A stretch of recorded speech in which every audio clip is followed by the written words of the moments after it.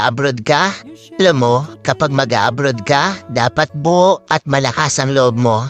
Dahil kung hindi rin dang buo at malakas ang loob mo, huwag mo nang ipagpatuloy pa. Kapag nang ibang bansa ka, dapat kaya mong lahat dahil marami kang kalaban doon sa pupuntahan mo. Nariyan ang lungkot dahil mapapalayo ka sa pamilya mo.